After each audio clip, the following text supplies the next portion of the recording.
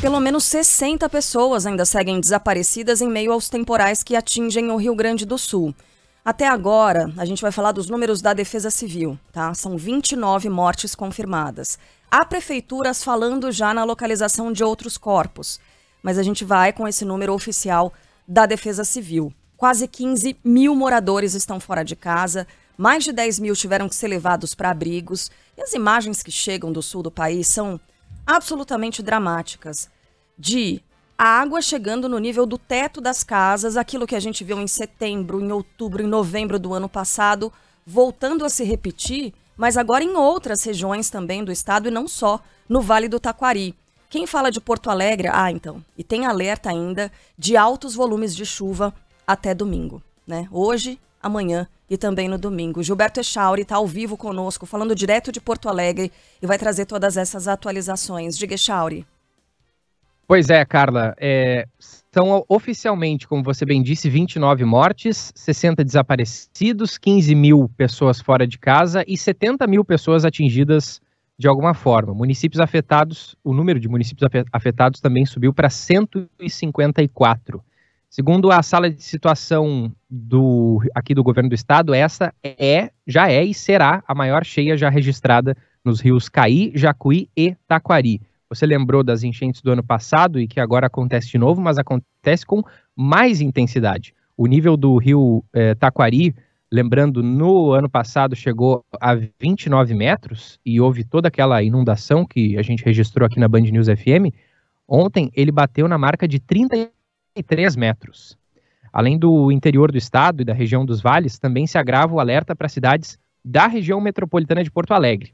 As comportas do Rio Guaíba foram fechadas pela prefeitura da capital. O nível da água na região central da cidade, nesse momento, é de 4 metros e 23 centímetros, mais do que nas enchentes também do ano passado. Ouvintes relataram aqui para a Band News Porto Alegre que mesmo com as comportas fechadas, a água já está vazando por ali e ela avança aos poucos em direção ao centro da cidade. Foram colocados sacos de areia ali também embaixo das comportas para impedir o avanço da água, mas não está dando conta. Há esse vazamento de água, portanto, que avança em direção ao centro. Lembrando que a maior marca já registrada no Rio Guaíba, aqui em Porto Alegre, é de 4 metros e 70 centímetros, em uma enchente histórica que aconteceu no ano de 1941 e que fez com que a prefeitura construísse o muro da Avenida Mauá para servir de barreira. Dessa vez, uma projeção do Instituto de Pesquisas Hidráulicas da URGS, a Universidade Federal aqui do Rio Grande do Sul,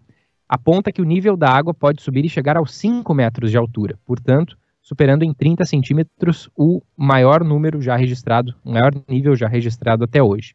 A Prefeitura de Porto Alegre decretou também estado de calamidade pública, assim como o governo do estado, e é uma preocupação muito grande com a região sul da cidade e o bairro Arquipélago, na Zona Norte, onde há as ilhas. Nesses locais não há muro e nenhuma barreira que impeça o avanço das águas. Por isso, pessoas já vêm sendo retiradas de suas residências. A Heloísa Beatriz é cadeirante e mora na Ilha da Mauá há mais de 10 anos. Ela foi resgatada pelos bombeiros junto de seu marido e relatou que a sua casa foi totalmente tomada pelas águas e que a situação segue desesperadora. Vamos ouvi-la. A senhora estava em qual ilha? Ilha Mauá. Como é que tá a situação por lá? Tá muito cheio, já tá dentro de casa já. Como é que tá a sua casa na ilha? Tá cheio d'água, tá pela perna. Ficaram familiares por lá? Não. Vieram todos, saíram todos? Só eu e meu esposo que mora lá. Infelizmente, as equipes de resgate têm enfrentado resistência de muitos moradores que são orientados a deixar suas casas. Segundo a Prefeitura de Porto Alegre, são 336 pessoas agora em abrigos temporários aqui na cidade, além daquelas que foram para casas de familiares ou amigos. Em Gravataí, aqui na região metropolitana, o Alex, que vamos ouvir agora, ele é líder comunitário e ele conta sobre essa resistência de alguns moradores de deixarem as suas casas, porque muitas delas sabem que se saírem, quando voltar, provavelmente não vão encontrar mais nada. Ela veio 2 vezes pior. do que a situação da primeira vez em menos de 24 horas. Nós temos moradores que, por opção, por acreditar que não ia subir, acabaram ficando por suas casas. O problema é esse, porque como a nossa iniciativa privada são poucos barqueiros, poucos jipeiros, a cidade é grande demais para se atender. Embora o trabalho seja incansável de equipes de resgate, o número de pessoas que precisam de ajuda é tão grande que os agentes não dão conta de atender todos, mesmo aqueles que já foram mapeados. É o caso da Marielle Barcelos, do município de Canoas, também aqui na região metropolitana, que conta que a água está dentro de casa e ninguém foi ajudar a família dela. Porque as casas estão tudo alagadas, a água até aqui, ó. Tem um bebê pequeno em casa. Ninguém veio ver a gente, ninguém, Defesa Civil, não veio ninguém. Estamos tudo abandonado aqui na rua Maria Isabel. Não temos nada, perdemos tudo, as roupas, colchão, tudo. Estamos desesperados, não sabemos o que fazer, não tem o que fazer. Toda enchente é a mesma coisa. Quem sofre é a gente, eles não dão jeito de nada. Na região da Serra Gaúcha, a barragem 14 de julho, que fica entre os municípios de Bento Gonçalves e Cotiporã, rompeu parcialmente. As autoridades municipais já haviam alertado para o risco de rompimento e retirado o maior número de pessoas possível. O rompimento afeta moradores de Santa Teresa, Mussum, Roca Salles, Arroio do Meio, Encantado, Colinas e Lajeado, que são banhados pelo rio Taquari, onde o nível da água atingiu ontem, como eu disse, 33 metros, 4 metros a mais do que o registrado nas inundações do ano passado. Felizmente, ainda na noite de ontem, a água começou a baixar lentamente. Quanto à falta de luz, são cerca de 300 mil pontos no estado que seguem sem energia elétrica, e ontem a CE Equatorial e a RGE, que são as duas principais... Bom, a gente está com um pouco de dificuldade aí na conexão, né, com o Gilberto Echauri. Sobre a falta generalizada de luz em Porto Alegre. Echauri, eu vou pedir para que você retome essa informação, porque deu um probleminha na conexão. Você estava falando então de... Só nos últimos 10 segundos. Falta de energia elétrica na região metropolitana? Isso, são cerca de 300 mil pontos no estado sem luz, e ontem a CE Equatorial e a RGE, que são as duas principais fornecedoras de energia elétrica, tiveram que desmentir um áudio que circulou bastante nas redes sociais, alarmando sobre a falta generalizada de luz na capital e na região metropolitana. Em um áudio de WhatsApp, uma pessoa dizia que subestações da CPFL Energia, situadas aqui em Porto Alegre, seriam desligadas por estarem alagadas, o que resultaria em corte de luz em toda a capital e região metropolitana. É bom ressaltar, essa informação é fake.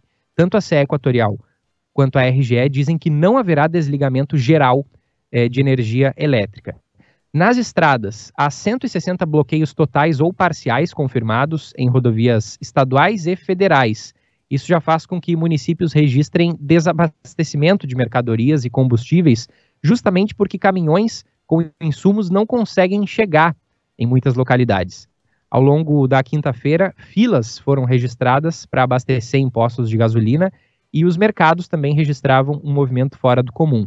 Quanto a bloqueios, a reportagem informou mais cedo aqui na Band News Porto Alegre que a Ponte do Guaíba, as duas pontes, né, porque recentemente foi inaugurada uma segunda ponte que não precisa fazer o içamento do vão móvel, então há duas hoje.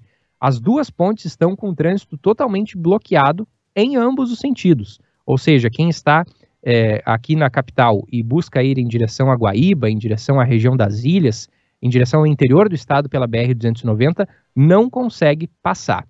Bom, ontem o presidente Lula esteve em Santa Maria, região central, afirmou que 100% dos esforços estão disponíveis para atendimento e reconstrução do Rio Grande do Sul. Uma base do comando do governo federal está sendo montada em Santa Maria para facilitar a comunicação com Brasília e ter maior agilidade no atendimento aos gaúchos. O Ministério do Desenvolvimento e Assistência Social informou que vai facilitar o saque e antecipar para 17 de maio os pagamentos do Bolsa Família para os beneficiários do programa que vivem nessas regiões mais atingidas pelas enchentes. O presidente do Supremo Tribunal Federal, também Luiz Roberto Barroso, anunciou o envio de recursos do Poder Judiciário para auxiliar a população afetada pelas chuvas. Em Porto Alegre, Inter e Grêmio estão arrecadando doações de alimentos, roupas, itens de higiene e limpeza no Beira-Rio e na Arena. E para quem estiver em outras regiões do país, quiser contribuir, o Grupo Bandeirantes de Comunicação e a Central Única das Favelas, a CUFA, estão realizando a campanha Band Abraça o Rio Grande do Sul, doações via Pix, lembrando, podem ser feitas pro e-mail, né? A chave Pix é doaçõescufars@gmail.com, lembrando ali sem o tio, sem o cedilha, na chave Pix. Nesse momento, pessoal, eu informo de novo aqui que não chove em Porto Alegre, mas infelizmente há uma projeção de que, apesar de uma trégua que deve acontecer da chuva no fim de semana, ela deve voltar com uma certa intensidade na semana que vem, e é algo bastante preocupante, porque não daria tempo, né, do nível dos rios baixar apenas com uma trégua curta do fim de semana na chuva. Sem dúvida. Echauri, você mencionou aí a campanha do Grupo Bandeirantes com a Central Única das Favelas, campanha Band Abraço Rio Grande do Sul, e a gente tem um QR Code aparecendo na nossa tela aqui, e você pode já apontar o seu celular para esse QR Code, já vai direto para facilitar, portanto, a sua doação. Então o QR Code está sempre aparecendo nas nossas transmissões para quem quiser ajudar e fazer essa doação. O nosso ouvinte Rafael Dias, viu, Echauri, mandou mensagem para cá, ele está na Áustria, e ele recebeu aquele vídeo que está circulando pelas redes sociais de uma tentativa de resgate de 2 pessoas que estavam ilhadas, né, no telhado de uma casa, e que, infelizmente, a força da água acaba levando o imóvel antes do fim desse resgate. A gente recebeu aqui a informação, né, um esclarecimento por parte da Brigada Militar, falando sobre essa tentativa de salvamento que foi realizada por uma aeronave da corporação na tarde de ontem, de quinta-feira, no município de Cruzeiro do Sul, no Vale do Taquari. Diz aqui o informe: a equipe a bordo de um helicóptero foi enviada para resgatar 2 pessoas que estavam ilhadas em cima do telhado de uma residência.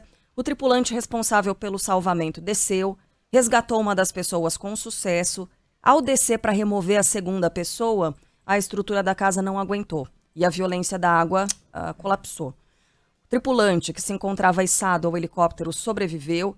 A segunda pessoa foi arrastada pela água e a Brigada Militar lamenta profundamente o ocorrido e reafirma o esforço incansável no resgate, auxílio e ações humanitárias para as famílias afetadas por mais essa catástrofe climática. Ou seja, é um vídeo que está rodando o mundo. Uma delas se salvou, a outra está na lista dos desaparecidos, dos 60 desaparecidos.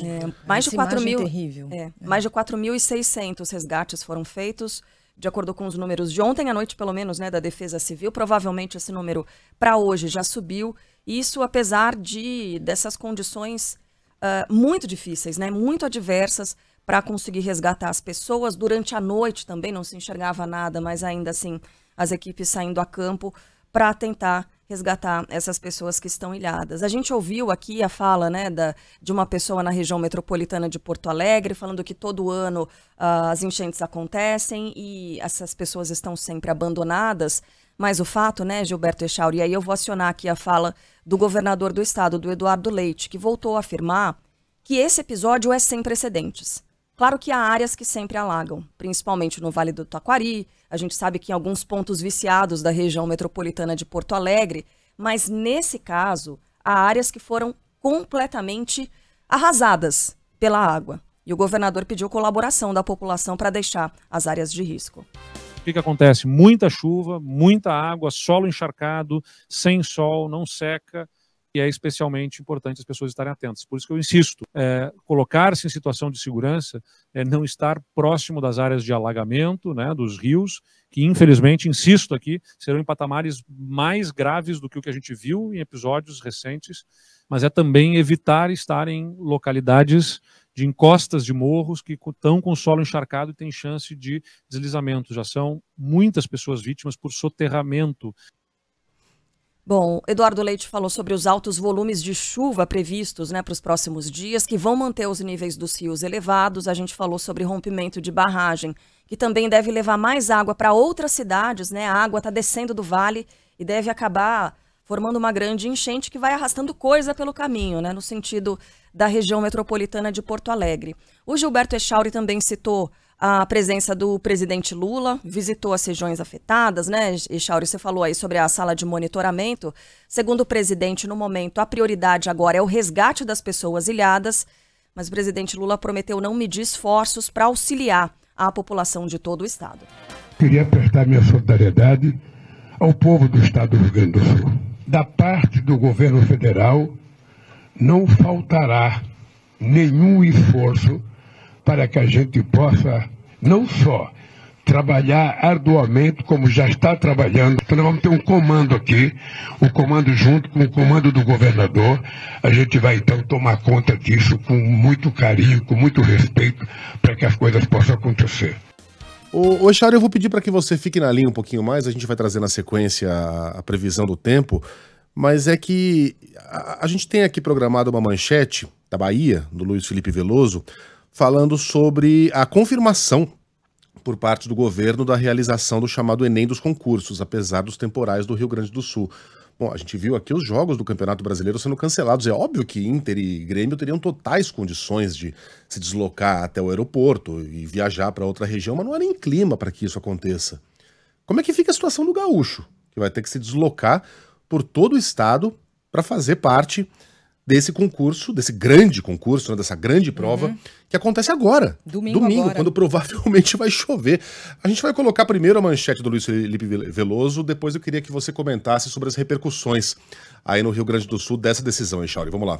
O concurso público nacional unificado está mantido para este domingo. As provas vão acontecer também no Rio Grande do Sul, apesar das fortes chuvas que atingem o estado. A avaliação será aplicada em 2 turnos. Pela manhã, os concorrentes vão poder entrar nos locais de prova das 7h30 às 8h30, com início da aplicação às 9h e término às 11h30. Já pela tarde, os portões estarão abertos entre 1h e 2h. Os testes começam às 2h30 e seguem até às 6h da tarde. As informações como local e número de registro podem ser conferidas no cartão de confirmação de inscrição disponível na área do candidato. Nesta primeira edição do concurso público nacional unificado, estão sendo oferecidas 6.640 vagas em diferentes áreas. Eu entendo completamente a dificuldade logística que é você adiar um concurso dessa magnitude, mas o princípio de todo e qualquer concurso é oferecer condições iguais para todos. E tem uma parte do Brasil que está embaixo d'água. Não seria o caso da gente fazer esse esforço? Echauri, como é que repercutiu essa decisão do governo federal aí no Sul? Muito mal, viu, Megali? Inclusive, o Piratini, o governo do Rio Grande do Sul, deve se pronunciar, se posicionar oficialmente ainda na manhã de hoje em relação a essa manutenção das provas, mas sim, membros do governo gaúcho classificaram como inoportuna essa ação, né? E até teve uma nota emitida pelo Ministério da Gestão e Inovação em Serviços Públicos que diz que o governo federal vai enviar os esforços para garantir a participação dos candidatos em diálogo com as autoridades federais, estaduais e municipais. Mas as pessoas, né, elas não conseguem sair das suas casas. O Rio Grande do Sul está vivendo uma tragédia sem precedentes, como vocês bem comentaram, e há ainda uma expectativa de logo mais, daqui a pouco, sair esse comunicado oficial do governo gaúcho, que classificou, como eu disse, essa ação como inoportuna. Pegou realmente bastante mal essa decisão. Echauri, prioridade sua aí, qualquer novidade é só avisar. Bom trabalho, meu irmão. Abraço, bom trabalho.